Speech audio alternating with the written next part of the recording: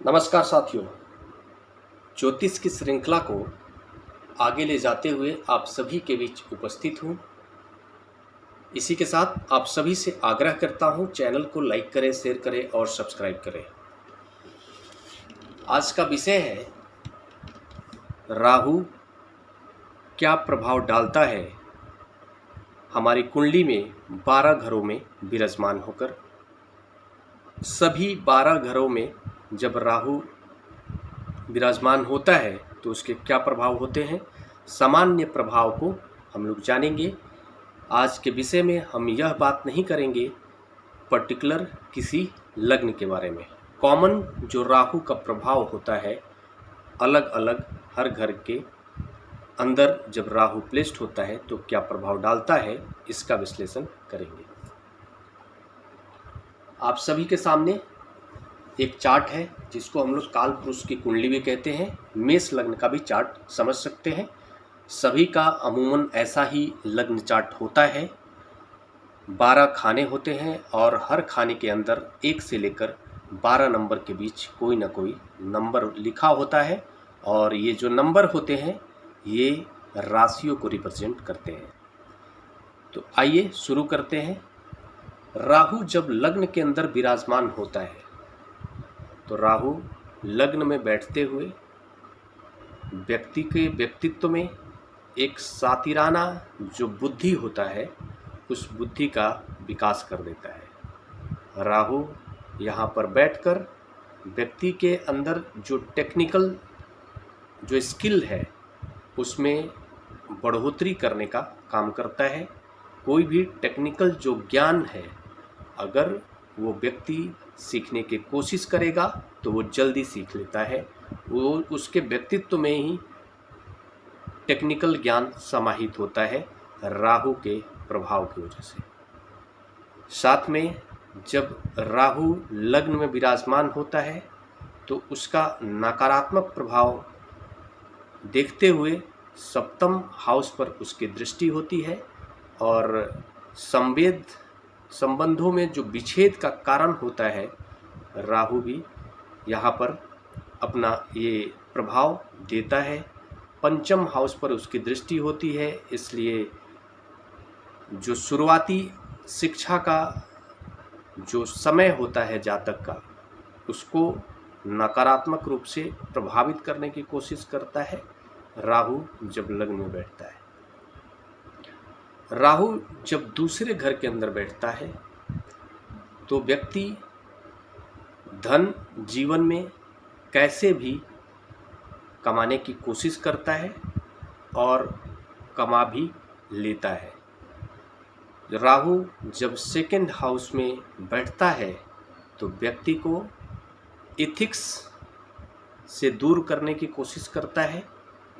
अगर कोई जातक चाहे भी कि हमको एथिक्स के अनुसार धन प्राप्त करना है तो उसको राहु यहाँ पर बैठकर डाइवर्ट करने की कोशिश करता है और उस जातक के दिमाग में कैसे भी धन प्राप्त करने के प्रति प्रेरित करता है और 99% केसेस में उसको अपनी तरफ प्रेरित करके अपने प्रभाव में ले लेता है और जातक एथिक्स को छोड़कर धन प्राप्त करने की कोशिश करता है और प्राप्त कर भी लेता है। राहु दूसरे घर में बैठकर वाणी का भी कारक है तो राहु व्यक्ति के अंदर एक विशेष प्रभाव देते हुए यह प्रभाव डालता है कि उसकी वाणी को सातिराना बना देता है।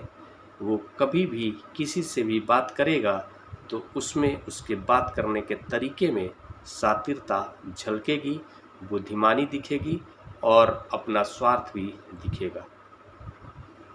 राहु जब तीसरे हाउस में विराजमान होता है तो राहु तीसरे घर में बैठते हुए पराक्रम को बढ़ाने की कोशिश करता है और पराक्रम को बढ़ाते हुए वो हमेशा उस क्षेत्र में पराक्रम करवाने लगता है जिस क्षेत्र में आपको टेक्निकल किसी भी क्षेत्र में उसको लेकर जाने की कोशिश करता है। और अगर राहु जो है थर्ड हाउस में विराजमान हो और चंद्रमा बुध के साथ विराजमान हो तो ऐसा जातक अगर किसी भी टेक्नोलॉजी के क्षेत्र में अपना पराक्रम करता है तो बड़ी उपलब्धि हासिल करते हुए हम देख सकते हैं और उसको ये सफलता मिलती है। राहु जब चौथे घर के अंदर विराजमान होता है तो राहु चौथे घर में बैठकर मूलतः उसके नकारात्मक प्रभाव देखने को मिलते हैं। चौथा जो घर होता है वो काल पुरुष की कुंडली के अनुसार माता का घर होता है, जातक के नेटिव लैंड होता है। और यहाँ पर जब राहु बैठता है तो जातक को अपने घर से दूर रहने पर मजबूर कर देता है, घर से संबंधों को कमज़ोर करने की कोशिश कर देता है, अपने जो नेटिव शहर है उससे दूर ले जाकर उसको पराक्रम करवाने की कोशिश करता है और करवाता है। वहीं पर जातक अपना जीविकोपार्जन करता है। राहु यहाँ पर बैठकर चंद्रमा को प्रभावित करता है तो जातक का मन भी थोड़ा अशांति की स्थिति में होता है। माता के स्वास्थ्य पर भी प्रभाव डालता है राहु जब चौथे घर के अंदर विराजमान होता है। राहु जब पांचवें घर के अंदर विराजमान होता है तो पांचवा जो घर होता है वो जातक का शिक्षा का घर होता है।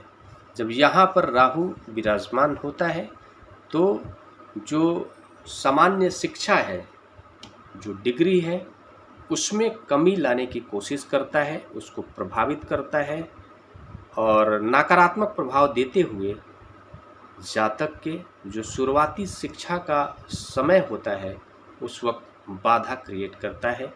यह जरूर है राहु जब यहाँ बैठता है तो जातक के अंदर जो टेक्निकल शिक्षा का क्षेत्र है उसमें ज़रूर उन्नति पाता है। वो भले उसको डिग्री ना हासिल हो लेकिन उस ज्ञान पर उसका पकड़ मजबूत होता है। राहु जब छठे घर के अंदर विराजमान होता है, राहु जब छठे घर के अंदर विराजमान होता है तो छठे घर के अंदर राहु बैठते हुए जातक को ऋण लेने पर मजबूर करता है। छोटे मोटे रोगों को भी लाने में कहीं ना कहीं राहु भूमिका निभाता है और कोर्ट कचहरी से संबंधित केसों में, लीगल एलिगेशन में फंसाने की भी कोशिश राहु करता है अगर छठे घर के अंदर राहु होता है। राहु अगर सातवें घर के अंदर हो, राहु सातवें घर के अंदर जब होता है तो राहु एक क्रूर प्लैनेट के रूप में हम सभी जानते हैं। और जब भी क्रूर प्लैनेट का संबंध सातवें घर से होता है तो सातवें घर से संबंधित जो विषय है उसको नकारात्मक रूप से प्रभावित करता है। सातवां जो घर है वो जीवन साथी का घर है, पार्टनरशिप का घर है। संबंध विच्छेद जो होता है वो राहु के यहाँ पर संबंध बनाने की वजह से होता है। तो ऐसे नकारात्मक प्रभाव देखने को मिलते हैं जब राहु सातवें घर में बैठता है। राहु अगर आठवें घर के अंदर बैठता है तो जातक को गंभीर बीमारियां लाने में, उससे जुझवाने के प्रति राहु अपनी भूमिका निभाता है। राहु आठवें घर में होने के कारण आठवां जो घर होता है वो गुड़ ज्ञान का भी होता है, वो रहस्यवादी ज्ञान का भी होता है। आठवां घर रिसर्च का भी होता है। आठवें घर में राहु अगर होता है तो यह जरूर है कि रोगों में वृद्धि जरूर करता है, उसमें भूमिका निभाता है, लेकिन साथ साथ जातक को रहस्यमयी करैक्टर के रूप में विकसित करता है। वो जातक एक गुण ज्ञान के प्रति आकर्षण रखने वाला होता है और उसको प्राप्त करने वाला होता है। किसी भी चीज़ के जड़ में उसकी सच्चाई को जानने के प्रति राहु के यहाँ बैठने के प्रति जातक के अंदर आकर्षण पैदा करता है। और उस तरह के सभी ज्ञान जो रहस्यमयी ज्ञान है, जो गुण ज्ञान है, इवन आठवें घर से हम सत्य के खोज के ज्ञान को भी 8वें घर से जोड़ कर देखते हैं। तो यहाँ पर राहु जब बैठता है तो इस तरह की सारी चीज़ों को जानवाने के लिए जातक को उत्सुक करता है और पराक्रम भी करवाता है। राहु यहाँ पर बैठकर एक अच्छा रिसर्चर बनाता है जातक को। राहु जब 9th हाउस में बैठता है तो 9th हाउस के अंदर राहु के जो प्रभाव सकारात्मक और नकारात्मक देते हुए राहु कुछ परिस्थितियों में भाग्य को कमज़ोर करने की भी कोशिश करता है यहाँ पर बैठकर, और कुछ खास परिस्थितियों में यहाँ बैठकर सकारात्मक प्रभाव देते हुए जातक के भाग्य को और विकसित करने का भी काम करता है। राहु अगर 10वें घर के अंदर होता है तो राहु 10वें घर में बैठते हुए कर्म को प्रभावित करता है और जातक को कर्म जरूर करवाता है। ऐसा जातक कभी भी बैठा हुआ नहीं रह सकता है, कभी भी बेरोजगार नहीं रह सकता है। ये एक अच्छी बात है, ये एक सकारात्मक बात यह है कि राहु अगर 10वें घर के अंदर बैठा हो तो जातक कभी भी बेरोजगार नहीं होगा, यह तय है। लेकिन इसके नकारात्मक प्रभाव ये होते हैं कि ऐसा जातक इथिक्स को छोड़कर कर्म करने लगता है। उसका मूल जो उसका आप यह मान लो कि स्वरूप होता है, वो सिर्फ यह होता है कि वो जातक उसका मुख्य उद्देश्य पैसे हासिल करना हो जाता है।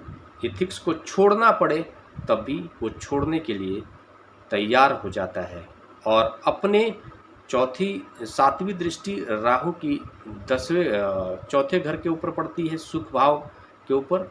तो राहु 10वें घर पर बैठकर अपने घर के अंदर सुखों को बढ़ाने की कोशिश करता है, भोग विलास की चीज़ों को लाकर, लेकिन उसके नकारात्मक प्रभाव देखने को मिलते हैं। घर के अंदर अशांति का भी माहौल होता है। हाँ, यह जरूर है कि जातक जीवन में कैसे भी करके धन को अर्जित करने की कोशिश भी करता है और उसको हासिल भी होता है, लेकिन यह देखना पड़ेगा कि उस जातक का लग्न कौन सा है, 10वें घर के अंदर कौन सी राशि आ रही है।